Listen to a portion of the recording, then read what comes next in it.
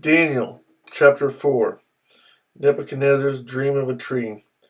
King Nebuchadnezzar, to the peoples, nations, and men of every language who live in all the world, may you prosper greatly. It is my pleasure to tell you about the miraculous signs and wonders that the Most High God has performed for me. How great are his signs, how mighty his wonders. His kingdom is an eternal kingdom. His dominion endures from generation to generation.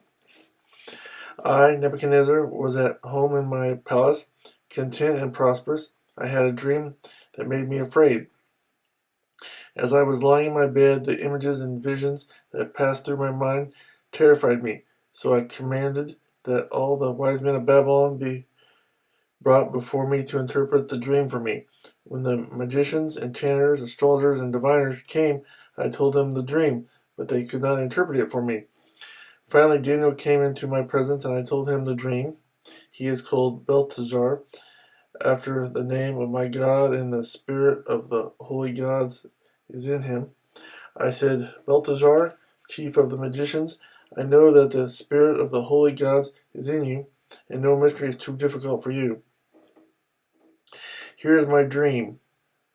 Interpret it for me. These are the visions I saw while lying in my bed. I looked, and there before me stood a tree in the middle of the land. Its height was enormous. The tree grew large and strong, and its top touched the sky.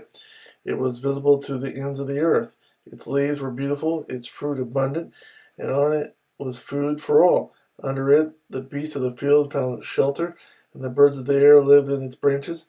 From it, every creature was fed. In the vision I saw while lying in my bed, I looked, and there before me was a messenger, a holy one, coming down from heaven. He called in a loud voice, Cut down the tree, and trim off its branches. Strip off its leaves, and scatter its fruit. Let the animals flee from under it, and the birds from its branches.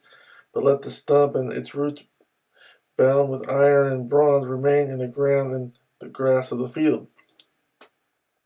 Let him be drenched with the dew of heaven, and let him live with the animals among the plants of the earth.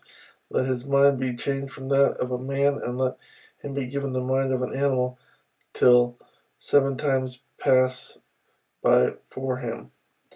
The decision is announced by messengers. The Holy One declare the verdict, so that the living may know that the Most High is sovereign over the kingdom of men, and gives them to anyone he wishes, and sets over them the lowliest of men.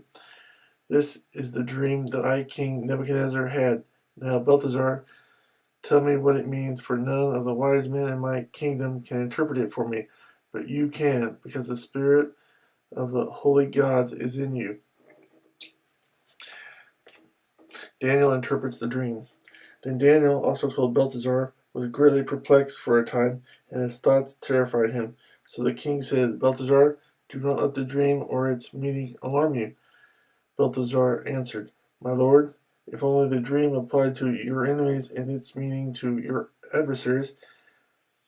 The tree you saw, which grew large and strong, with its top touching the sky, visible to the whole earth, with beautiful leaves and abundant fruit, providing food for all, giving shelter to the beasts of the field, and having nesting places in its branches for the birds of the air, you, O king, are that tree.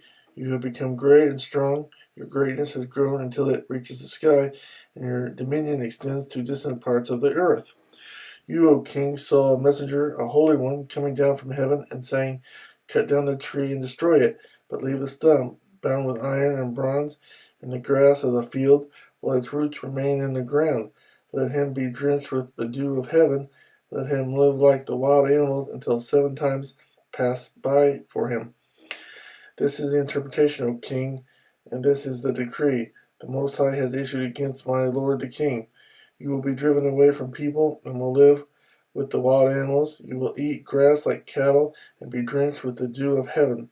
7 times will pass by for you until you acknowledge that the Most High is sovereign over the kingdoms of men and gives them to anyone he wishes. The command to leave the stump of the tree with its roots means that your kingdom will be restored to you when you acknowledge that heaven rules. Therefore, O king, be pleased to accept my advice. Renounce your sins by doing what is right, and your wickedness by being kind to the oppressed. It may be that then your prosperity will continue. Their dream is fulfilled. All this happened to King Nebuchadnezzar. 12 months later, as the king was walking on the roof of the royal palace of Babylon, he said, "Is not this the great Babylon I have built as the royal residence by my mighty power and for the glory of my majesty?" The words were still on his lips when a voice came from heaven. "This is what is decreed for you, King Nebuchadnezzar.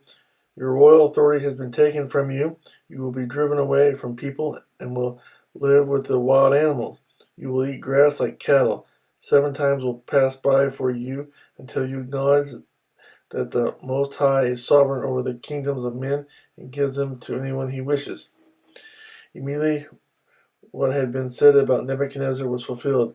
He was driven away from people and ate grass like cattle. His body was drenched with the dew of heaven until his hair grew like the feathers of an eagle and his nails like the claws of a bird.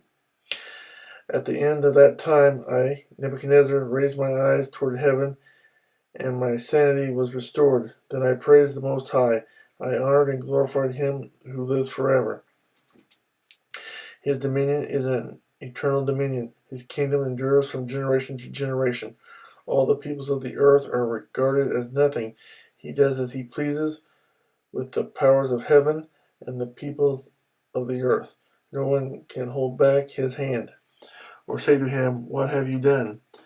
At the same time that my sanity was restored, my honor and splendor were returned to me for the glory of my kingdom.